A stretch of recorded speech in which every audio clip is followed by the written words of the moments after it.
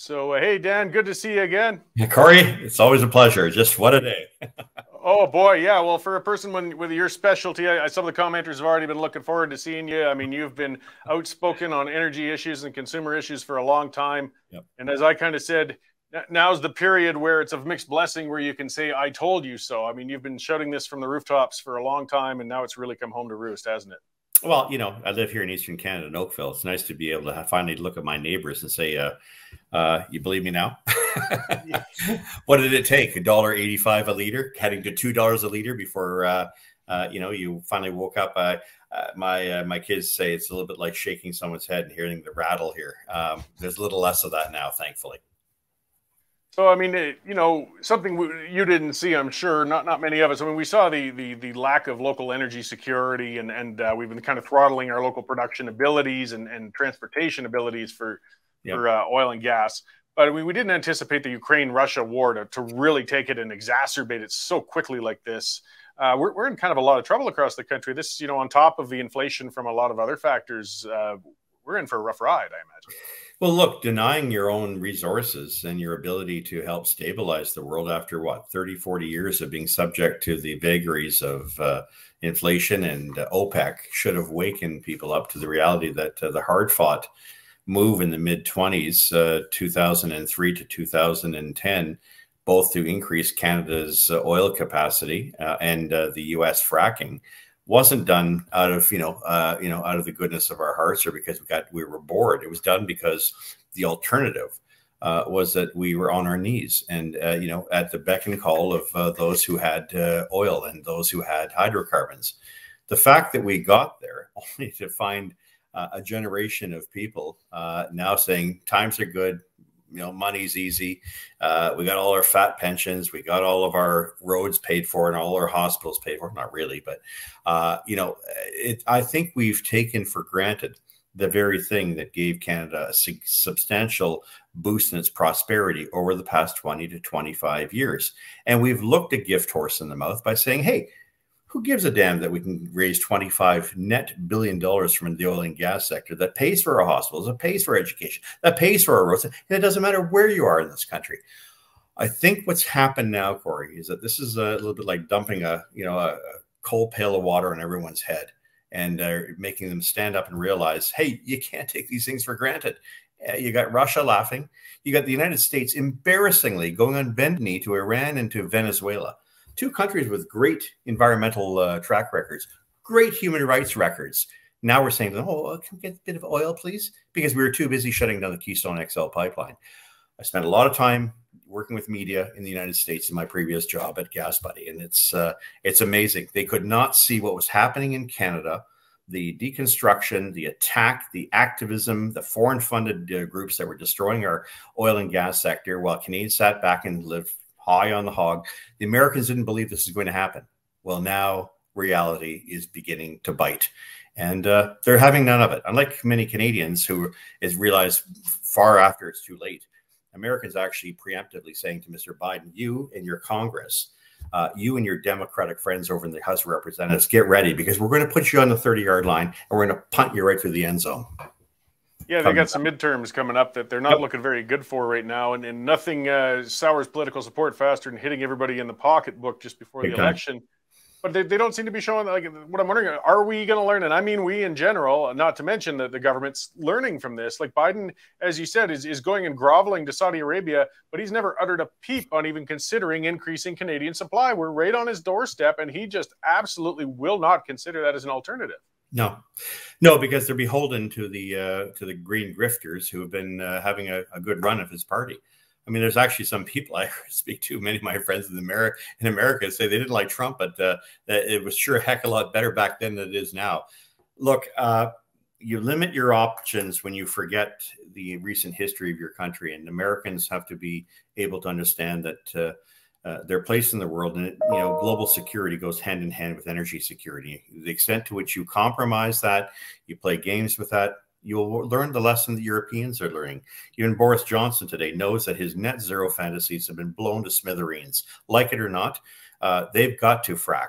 Like it or not, they've got to build nuclear. Like it or not, they've got to accept that oil is still very much a part of the foreseeable future for the next 50 to 60 years. So all these ideas of, it's political demagoguery of, we have to have net zero by a certain period of time. We have to get rid of, internal combustion engines. That is now very seriously being challenged, and not by folks like me or you. When Elon Musk says you got to make more oil, it kind of makes it a little interesting for the greenies to go out and say that, it's all about climate. We have to get rid of these things.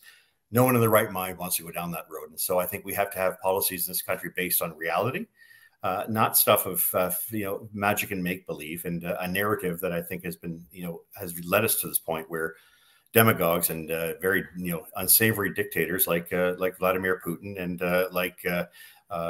Maduro and others hold the balance of power by holding the energy which we currently have. Well, so I mean, are we seeing any rumblings of reality coming from the east? Now, I know for Energy East, for example, it wouldn't help us right now unless it was already in the ground and producing. Are we finally starting to set our sights farther down the road? Like, we understand that, it would take years to get some sort of good energy corridor going, connecting the country east to west. But can't we get started on this thing realistically, not regulating it to death, not trying to throttle it? And we're not seeing any of that discussion starting either, though. Well, the damage is there, isn't it? But I mean, the main line, which is the Energy East, is already built to Ontario. I think people, it was 2/3 built. You sat around, you farted around, you did your nonsense, and you did the same thing for the Trans Mountain Pipeline. You wound up costing the taxpayer tens of billions of dollars that could otherwise go to, I don't know, programs that would help Canadians, especially in difficult circumstances.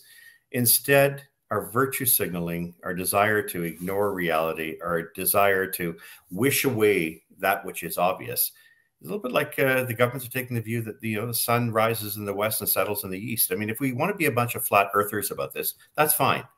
But perhaps you want to choose another job rather than leading a country, because what you've done here is led the country down a very dangerous path. It can't pay back its bills. It's not attracting capital. It's incapable of maintaining its economic growth at a time in which prices have risen 60 cents a liter just in the past 2 months alone. I don't see how we're going to get out of this unless someone finally has the gumption to stand up and say, it's pipelines, stupid. It really is. And that's what it's coming down to. Yeah, I mean, there's no single item really of any kind of good we can point to that raises every single aspect of our standard of or cost of living, aside from energy. I mean, that one's when it goes up, everything goes up. We can't avoid that. I mean, we're just, like I said, seeing the first tastes of the inflation. Once trucking companies, farmers, of course, producers, we're going to be in a great deal of trouble once those prices come all the way down to the consumer level. Trans Mountain, there's another one, as you said. I mean, they bought it because they'd cornered the company and pushed it too far. But that thing's been stalled. I mean, they keep saying it's under construction, but it should have been done a while ago. And from what I can hear, it's funny. They got a cone of silence on it, too. I can't get any workers to talk to us. They'll be fired for even considering talking to us. Yeah. That thing isn't moving. It's not going anywhere. Again, shouldn't we see some movement to expedite it? I mean, that won't help with domestic supply, but it'll bring in some income because we've maxed out our export capabilities, and we could pay for, as you said, the hospitals and all the other things people want. Let me make it really easy for people that are listening in here, Cory. If you opened one pipeline, say the Trans Mountain expansion was open tonight, that 28-cent discount the Canadian dollar is getting versus the U.S. greenback is contributing to the inflation of everything we have. Open up a pipeline and you'd go back to the good old days of 2010, 2008, 2014, where the Canadian dollar was trading on par, sometimes stronger than the U.S. greenback. Let me put it in very simple perspectives. You'd be saving 28 cents a liter on the price of gasoline. You'd be paying 28 cents than what you're paying today. No amount of taxation, removal, or anything can do what that once did. We have sacrificed our status as a petroleum producing country capable of sending our products that are desperately needed to a world that is lined up to say the most ethical nation that produces energy is in fact Canada. And you don't just do it, you have the best practices for it. And despite the negativity and the disinformation, that alone would save every person driving a car today 27 cents a liter. Now think about it. You multiply that by your Dodge Caravan, which takes 70 liters. Now that's a $15 savings right from the get-go every single week. What would that mean over the year? A savings of $1,500 to $1,800. Cory, this is a no-brainer, but obviously some people are conflicted with it. And it seems to me that if we don't want to build pipelines in this country, then be prepared to accept a decrease in your standard of living because you have voted for it, especially the folks around here in Eastern Ontario and in the GTA and around Toronto. It's a bitter harvest we're about to indulge in, and for that reason, it's not just gasoline, it's not just diesel, it's the price of everything, most notably food, where we can't. There's no room for argument or there's no room for debate. Yeah, well, and the reality check is definitely here. I wish I could hear more rumblings of voices like yours of people saying, well, okay, this is where we're at. This is how we got to get out of it. This is what we could do to ease it. And I'm not seeing that discussion yet. And it really worries me. Even from if we want to play we want to be good world players and help the world and be selfless. Well, the best way we could do that is getting good, clean, liquid natural gas to these countries that are suffering in this energy crisis right now, or getting good, ethically sourced Canadian oil products out to them. And again, we aren't allowing any coastal access. These things are all choked up. They are, and it's a deliberate policy. And I know that people don't like it, but I got to tell you, Cory, it's a little easier to make that argument now than it was 2 months ago. Yeah. The old expression, Tennyson, was it, to hear the truth you've spoken, twisted by knaves to make a trap for fools, seems to ring very, very true here. I think we're getting more people listening. And those who don't listen, those who think that they control the message, well, pox on their doors, but they're going to become increasingly irrelevant. And I would challenge, of course, my friends who I've worked with for 30 years in the mainstream media. Good luck with continuing to try to suppress it. I had a CBC talk show host try to do that to me last week. Oh, there's nothing clean about oil. And I said to him, I reminded him, name a single project in this country that can be built without it. Name a single EV that can be built without it. Name to me any windmill or any photovoltaic, any solar panel that can be built without it. The fact of the matter is, and even Elon Musk recognizes this, oil may not be what you want it to be, but at the end of all of this, it's the main reason why we prosper as a country and we are moving ahead in a very clean way as a civilization. And that's probably bad news to the bad news to the bad news green bears out there. Well, and just one final question. It's from a commenter, Peter LaFontaine says, can Dan comment on the Greens saying this is why we need to accelerate the expensive renewables? And I'm hearing that from some others. They're saying, well, this is actually evidence that we need to move harder on windmills and we need more solar and more, I don't know, goat power or whatever we're supposed to do. But they're actually taking that tact rather than recognizing that maybe we need these petrochemicals right now. Yeah, they got it spectacularly wrong, and now they want to do even more. Look, I think the fanaticism has to end. And sooner or later, they have to give their heads a shake because, frankly, they got it wrong, spectacularly wrong, and dangerously wrong. And they've made the world a far more dangerous place. And they've created two problems, which is greater than their climate emergency or climate crisis. We have an energy crisis, a real one that's hurting people. And we have now a global security crisis. That's something that has never been discussed. You know what, folks? You've had a 2-for-1 shot and you lost. It's time to pack up and go. Well, I really appreciate that. And I know you're going to be in for a busy week, and you already have been, as people keep calling back. Geez, Dan, you were right. But the discussion's not over, as we said. We really got to make sure, okay, people realize there's a problem, but we got to make sure they realize where the solution is too. So that the work isn't done. And I appreciate you always speaking out in that front. You're the only, among the few former Liberal member of Parliament that I enjoy talking We'll have a few more. Watch. The day's young, Cory. Oh, there's some out there. I know that, and I appreciate it. I was one of the young ones 20 years, 30 years ago, so some of them are a little maxed out, but there's a change. That change is afoot. So where can people keep up with what you're doing, Dan, and find out more about you? Sure. I run affordableenergy.ca. The site often has blogs and this kind of information that gives people a bit of a heads up in terms of what's on my mind. I've been a little busy of late, so you haven't seen as many. Also go to gaswizard.ca. I don't just talk about energy and say it's wrong or right or it's expensive.